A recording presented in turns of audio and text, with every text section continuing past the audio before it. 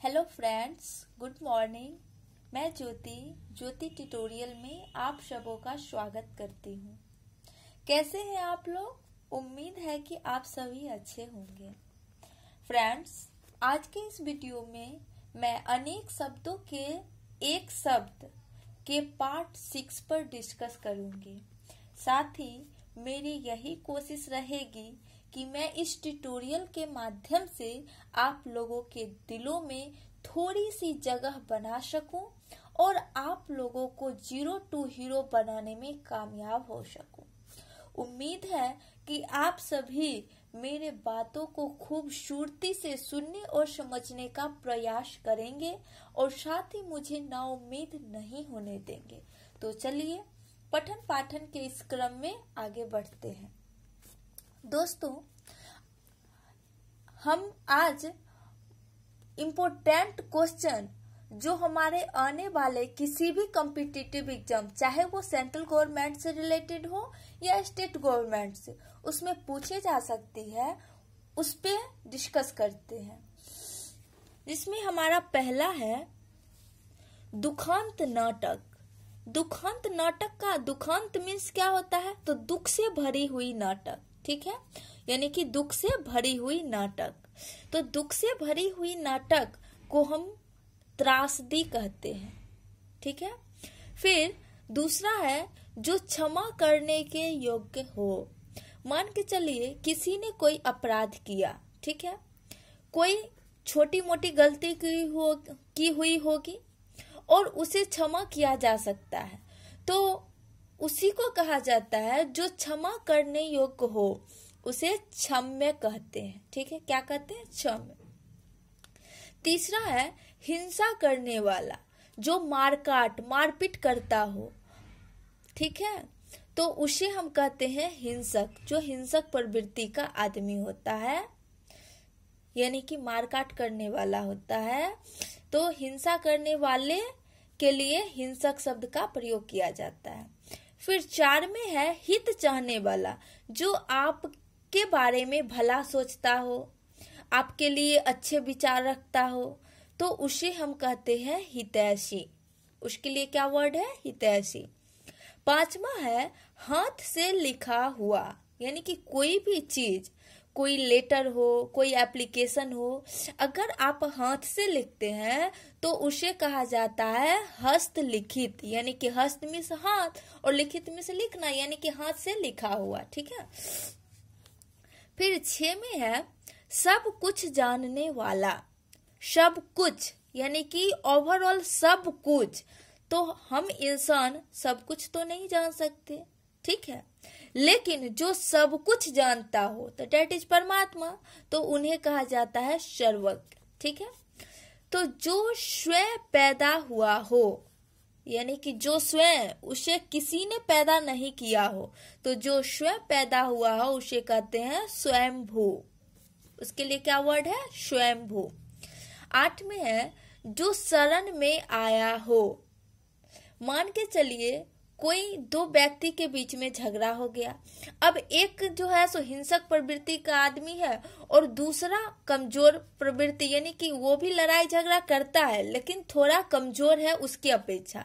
तो अब वो अपनी जान बचाने के लिए भागेगा और किसी दूसरे के यहाँ जाएगा और कहेगा कि मुझे उसे बचा लीजिए। तो डेट इज, वो व्यक्ति जो है सो उस व्यक्ति के शरण में गया और उसे कहा मुझे बचा लीजिए।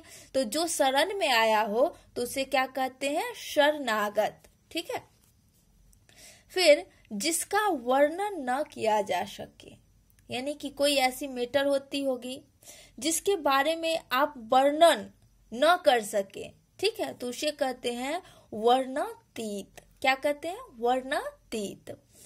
जिसकी पत्नी मर गई हो, यानी कि पत्नी मरेगी तो पत्नी, तो यानी कि कोई पुरुष होगा, तो किसी पुरुष की पत्नी मर गई हो तो वो पुरुष क्या कहलाएगा? विदुर कहलाता है। और उसी में किसी पत्नी, यानी कि किसी औरत की पति मर गए हो तो वो औरत क्या कहलाएगी? विधवा कहलाएगी, ठीक है।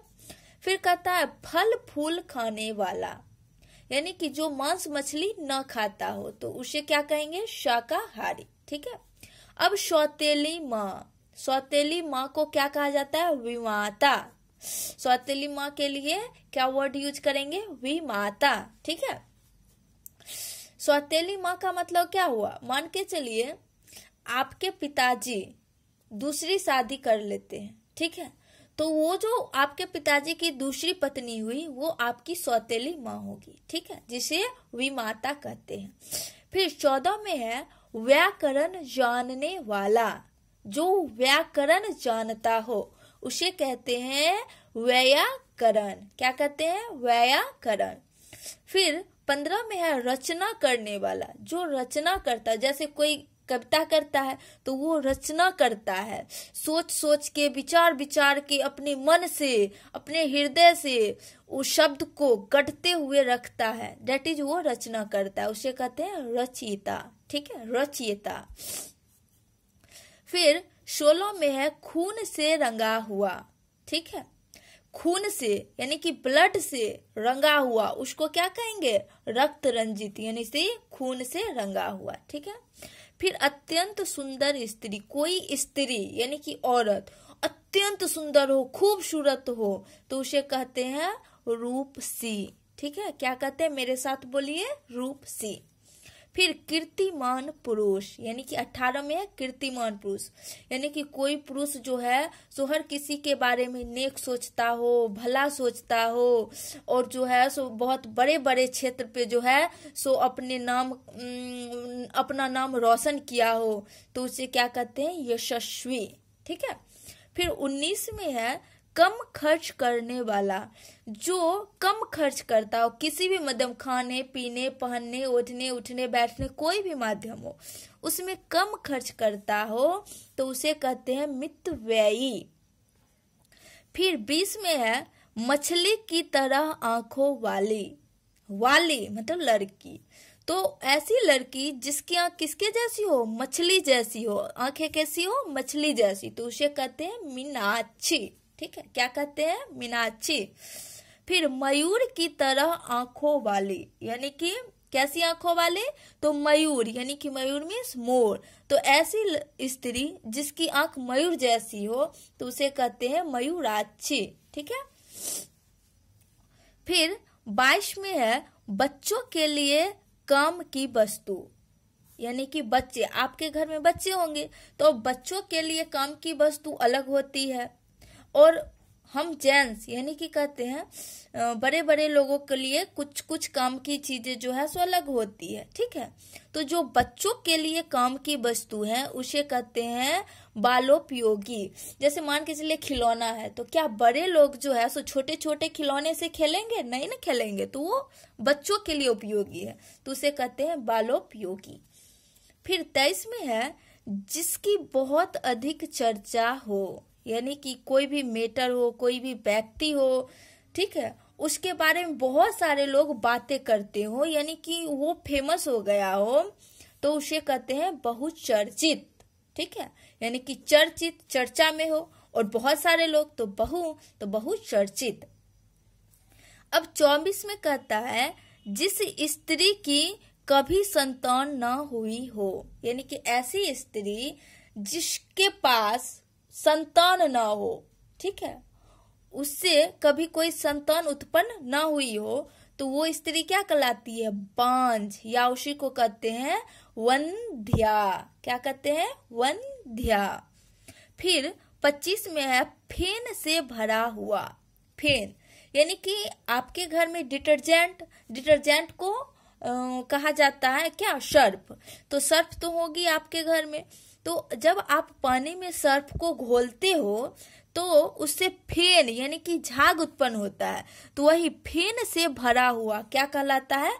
फेनिल। ठीक है दोस्तों, आज के वीडियो में इतना को ही आप अच्छी तरीके से सुने, समझे, ध्यान में रखे, और मतलब अच्छी तरीके से एक बार पढ़ ले, ताकि ये सारी चीजें आपके दिमाग में शामिल हो जाए, और आगे के वीडियो